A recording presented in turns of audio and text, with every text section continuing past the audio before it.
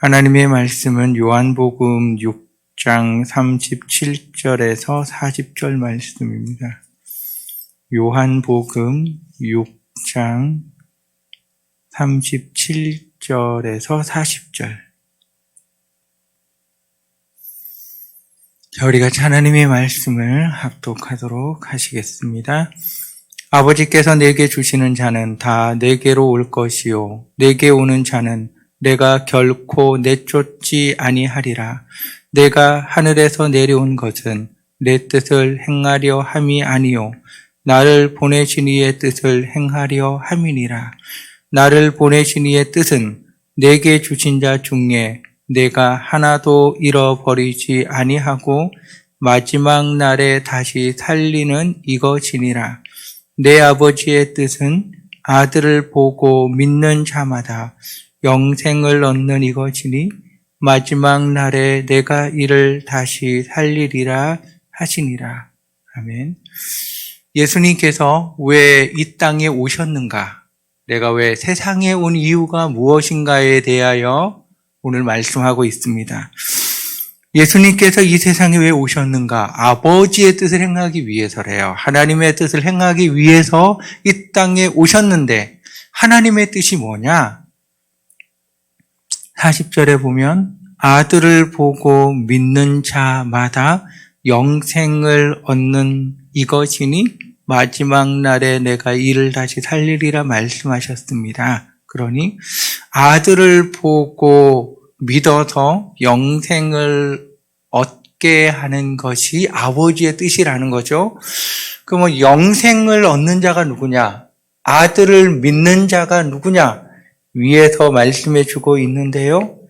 하나님께서 예수님에게 주신 자라고 이야기를 하고 있습니다. 39절에 나를 보내신 이의 뜻은 내게 주신 자 중에, 그러니까 하나님께서 예수님에게 준 사람이 있다고요.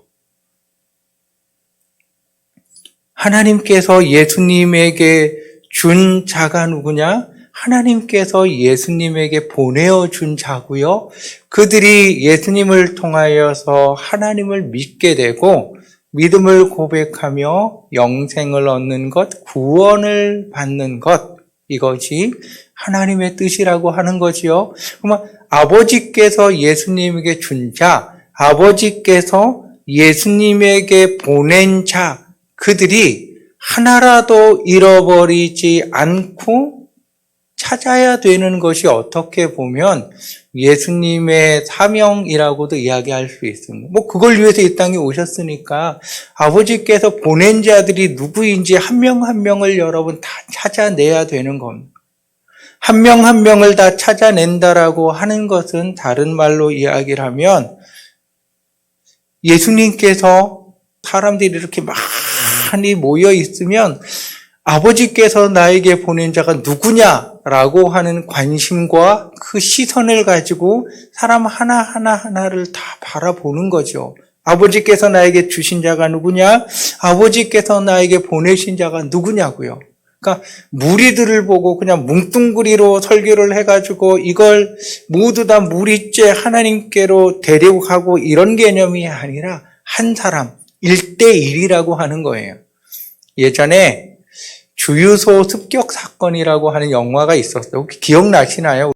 거기 보면 유호성 씨가 나왔는데 이분이 이런 말을 한 게 기억이 나요. 나는 한 명만 잡는다고요.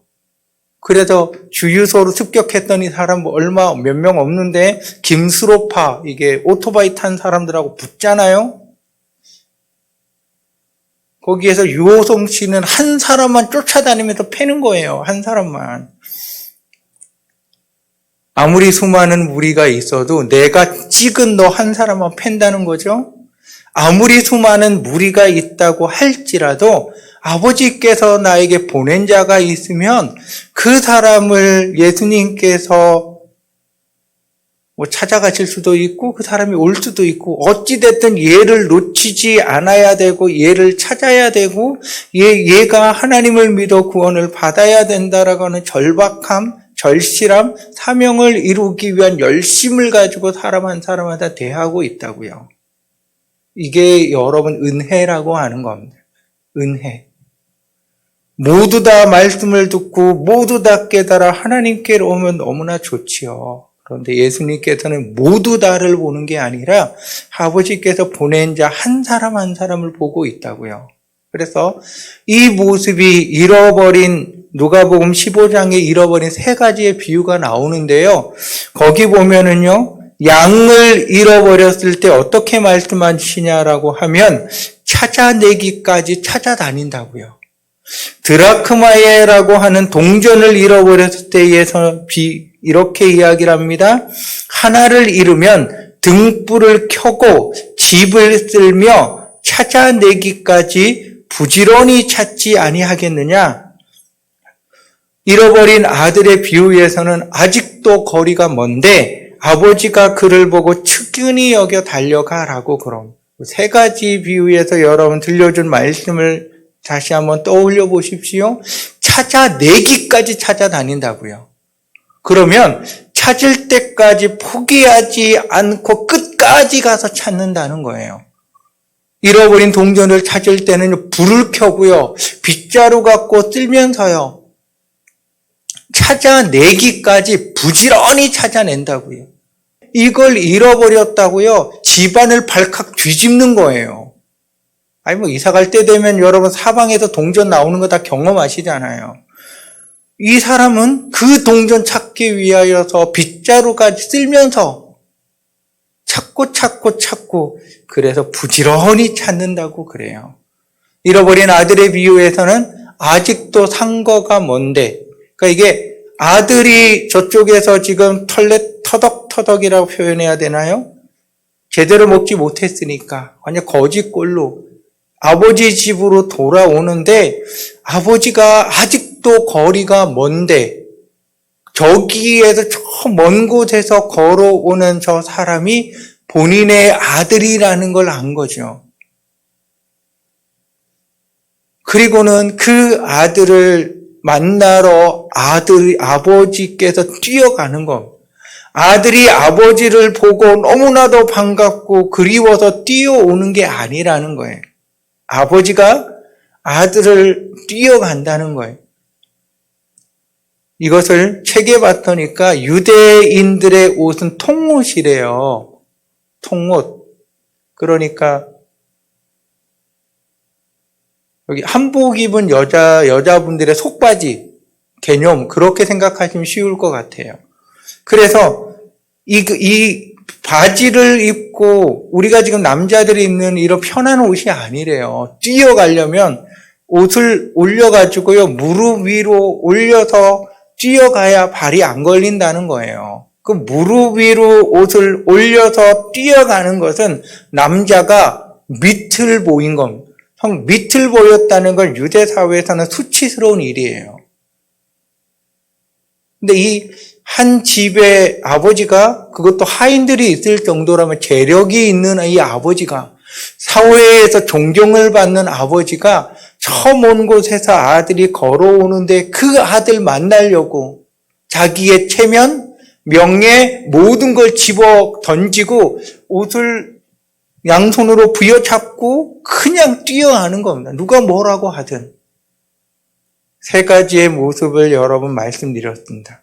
잃어버린 한 사람을 찾기 위하여서 예수님께서 찾아가는 모습, 그를 놓치지 않으려고 하는 모습이 세 가지 비유에 나온 것.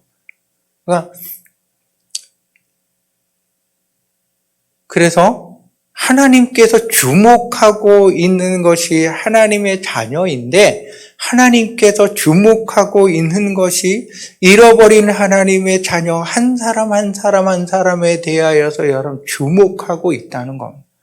우리가 해야 될 일이 그럼 무엇이겠습니까? 하나님이 지금 나를 주목하여 보고 계신 거예요. 지난 금요일에도 말씀드렸듯이 하나님이 누구의 기도를 듣느냐? 하나님의 자녀의 기도를 듣는 거죠. 하나님께서 이 세상에 수많은 인구가 몇 명인지 모르겠지만 이 수많은 인구들 중에 누구를 보느냐? 하나님의 자녀들을 보고 계신 겁니다. 그리고 그들이 하나님을 믿는 이 믿음을 가지는 그 때가 저마다 다르겠지만 그들이 믿음을 가지는 그때까지 그들을 찾아다니고 그들이 주님께로 인도하는 일을 여러분 쉬지 아니하신다는 거지요. 그래서 우리가 잘 아는 베드로후서 3장 8절에서부터 보면 이런 말씀이 나옵니다. 사랑하는 자들아, 주께는 하루가 천년 같고 천년이 하루 같다는 이 한 가지를 잊지 말라. 주의 약속은 어떤 이들이 더디다고 생각하는 것 같이 더딘 것이 아니라 오직 주께서는 너희를 대하여 오래 참으사 아무도 멸망하지 아니하고 다 회개하기에 이르기를 원하시느니라. 한 사람도 잃어버리면 안 되는 것이 예수님의 사명이라고 말씀드렸습니다. 아버지께서 주신 자, 아버지께서 보내신 자를 한 사람이라도 잃어버리면 안 돼요. 그러면 그들을 반드시 찾아내야 되고 그들을 반드시 구원의 자리로 인도해야 되는 거죠. 그 기간이 비록 천년이라고 하는 어마어마하게 긴 기간이 있다고 할지라도 예수님은 그들을 찾아내신다는 거예요. 이게 여러분 왜 이렇게 재림이 지연되느냐 지연되지 않느냐 이거에 대한 해석이라고 이야기를 하지만 보다 더 근본적인 이유는 하나님의 고집입니다. 여러분 고집. 내가 너를 놓치지 않겠다고요. 내가 너를 잃어버린 자의 모습 속에 두지 않겠다고요. 이것이 하나님의 열심이고 하나님의 고집입니다. 그렇게 한 사람에게 주목하여 보시며 그들에게 함께 하시는 하나님의 이것이 여러분 사랑이라고 하는 겁니다. 사랑. 이 사랑을 여러분 우리가 발견하게 되면 하나님이 나에게 관심이 있다고요. 하나님이 나에게요. 어려운 표현이 아니라 쉽게 표현하면 여러분 이런 게 될 수 있어요. 세상에는 미스 코리아도 많고 미스 유니버시아드도 많고 천사처럼 요정처럼 예쁘고 멋지고 똑똑하고 재력도 좋고 집안도 좋은 여자가 수없이 많아요. 그런데 그 수많은 여자들 내가 그와 결혼하자고 하면 모두 다 결혼할 수 있을 것 같은 자리에 있는 사람, 그 사람이 술람미 여인을 사랑하였습니다. 집안도 뭐가 있는지도 없는지도 모르겠고 피부도 좋은 것도 아니고 그냥 막일하는 그런 이름 없는 산골 여자와도 같은 그 여자를 모든 것을 가진 완벽한 왕이 그 여자를 사랑했어요. 이게 아가서에 나와 있는 내용이에요. 하나님의 사랑의 모습이 이 아가서를 통하여 우리에게 보여주는 거예요.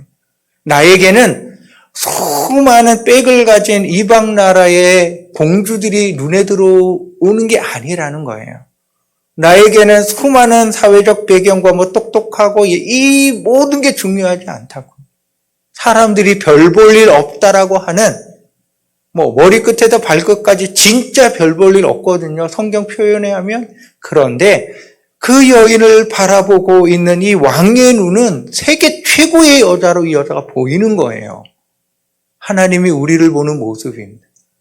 세상에 수없이 똑똑하고 잘나고 한 사람 다 필요 없다고요. 오직 너, 하나님의 자녀, 잃어버린 자녀면 잃어버린 자녀, 지금 믿고 있는 자녀면 믿고 있는 자녀, 너 하나가 필요하다고. 이게 하나님의 마음입니다. 오늘 우리가 말씀을 통하여서 보셨듯이 하나님이 그렇게 나를 찾고 계시고 나를 보고 계시고 나와 함께하고 계신 것.